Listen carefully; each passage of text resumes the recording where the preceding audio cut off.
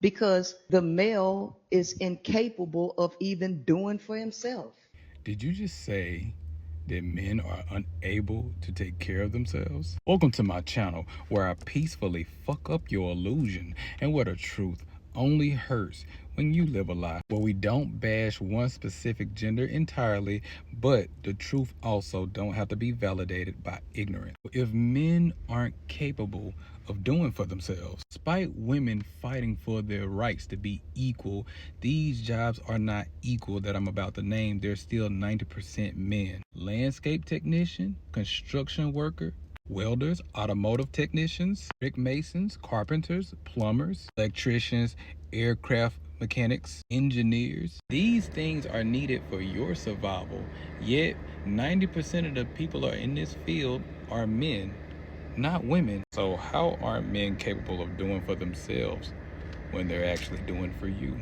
See, if we understand the laws of human nature, there's this little thing called confirmation bias. You turn a blind eye to the thing that will contradict your beliefs. Only problem is you are always spewing these things, but you never have enough evidence or you don't bring sources to the table to back up your claim. This is where your followers come in with their conviction bias, convincing yourself that something is true because all of your energy goes towards that information. So you cherry pick certain information and turn a blind eye to the information that contradicts what you believe. So in these days and age, when people just up and jump on a bandwagon and saying this is something that's true and they don't have no sources behind it, more times than not, it's just they wholeheartedly believe this. They want to believe the worst in men. So I look at the likes, comment, and the shares as a telltale sign of how people feel, not how popular the video is. The argument in this video is men aren't able to raise children, but actually they're taking care of themselves just fine, and they're taking care of you. Of 90% of all the workers that do the work that I just named a long list of names of things, that means the house you go home to was built by the same people that you're talking about. The car you drive is built by the same people that you're talking about.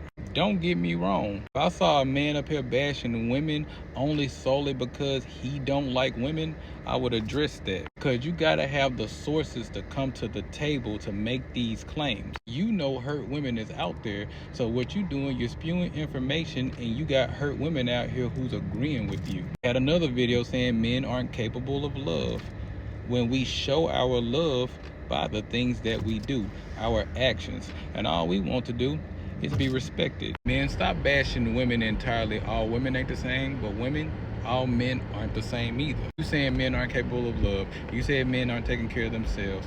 That's a subjective claim, that's not objective. I guarantee you there's another woman in another time and space that will beg to differ because she have a different experience with her man than you have. But the problem is a lot of us get hurt off the people we choose, which accountability is the first thing we need to take action towards if we want to heal.